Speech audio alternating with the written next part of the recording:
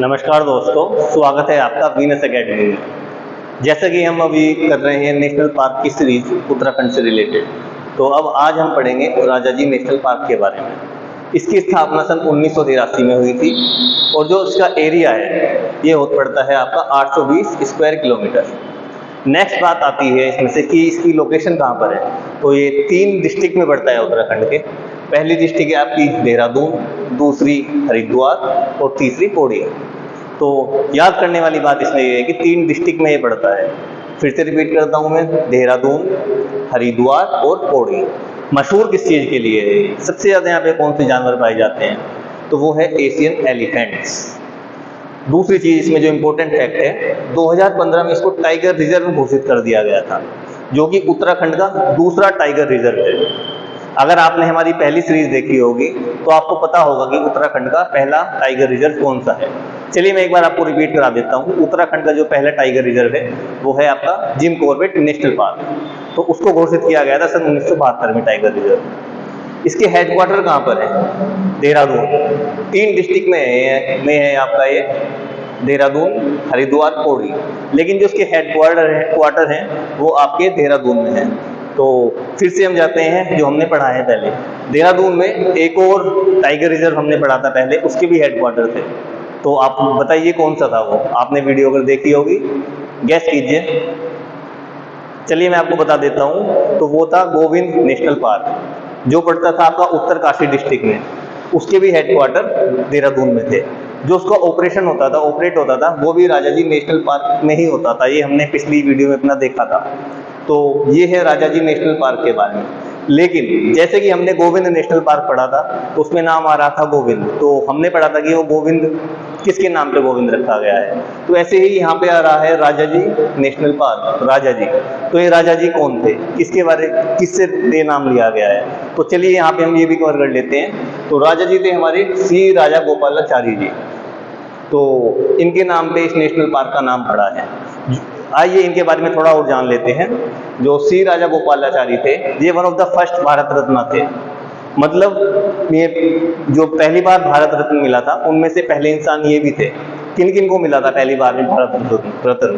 तो एस राधाकृष्णन, जो जैसा कि हम जानते हैं पहले वाइस प्रेसिडेंट थे इंडिया के और दूसरे प्रेसिडेंट बने इंडिया के। दूसरे थे श्री राजा गोपालाचारी, तीसरे थे सीवी रमन। सीवी रमन को लाइट स्कैटरिंग के लिए नोबेल प्राइज मिला था। तो पहली बार में भारत रत्न मिला था ये 3 लोगों को मिला था, एस राधाकृष्णन, सी राज गोपालाचारी और सीवी रमन। ठीक है, अब जानते हैं भारत रत्न के बारे में थोड़ा सा। भारत रत्न का जो सबसे पहले अनाउंसमेंट हुआ था सन 1954 में हुआ था। क्या होता है ये होता है हाईएस्ट सिविलियन अवार्ड, सबसे बड़ा भारत में दिए जाने वाला सिविलियन अवार्ड। दूसरे नंबर पर होता है पद्म विभूषण। आइए देखते हैं कि भारत रत्न किस प्रकार से दिया जाता है। इसको जो रिकमेंड करते हैं वो करते हैं प्राइम मिनिस्टर। किसको करते हैं? प्रेसिडेंट को। प्राइम मिनिस्टर जो हैं वो प्रेसिडेंट को रिकमेंड करते हैं। तो इसी वजह से जो भारत रत्न था एक बार काफ़ी चर्चाओं में या विवाद में भी रहा। तो वो जानते हैं उसके पीछे क्या कारण था। तो जो हमारे पंडित नेहरू जी थे, तो वो बात जैसा कि हम जानते हैं कि वो भारत के पहले प्रधानमंत्री थे। तो इन्होंने जीवित रहते हुए ही जब ये भारत के प्रधानमंत्री थे खुद को ही भारत रत्न दे दिया था। तो इसके चलते ये काफ़ी विवादों में भी रहा है। दूसरी बार विवाद इसमें जो आया भारत रत्न में वो आया सुभाष चंद्र बोस जी को लेके। सन 1992 में सुभाष चंद्र बोस जी को भारत रत्न मिलना अनाउंस हो गया था, परंतु कुछ विवाद ऐसे रहे, इनको दिया नहीं गया है भारत रत्न। अनाउंस किया लेकिन दिया नहीं गया। आइए बढ़ते हैं आगे भारत रत्न को लेकर। किस किस को मिल सकता है Bharat Ratna? Indian citizen, neutralise citizen और जो नॉन इंडियंस होते हैं। इन 3 कैटेगरी के लोगों को ही भारत रत्न मिल सकता है। तो इंडियंस, नेचुरलाइज सिटीजन और आपका नॉन इंडियंस।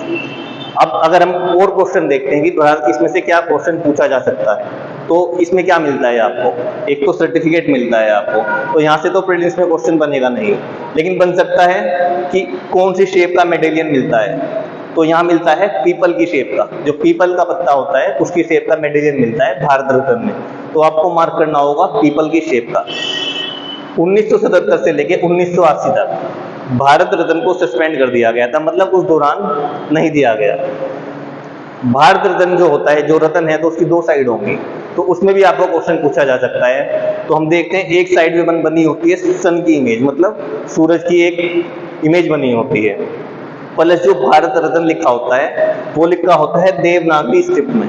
तो यहाँ से आपके दो क्वेश्चन बन सकते हैं कि इमेज किसकी बनी हुई है, तो आपको मार्क करना होगा सूर्य की इमेज, और स्क्रिप्ट कौन सी है, तो देवनागरी स्क्रिप्ट। और जो इस रत्न की दूसरी साइड होती है उसमें क्या होता है, तो वहाँ पे स्टेट एम्बलम बना होता है एक तो हमारा, और सत्यमेव जयते लिखा होता है।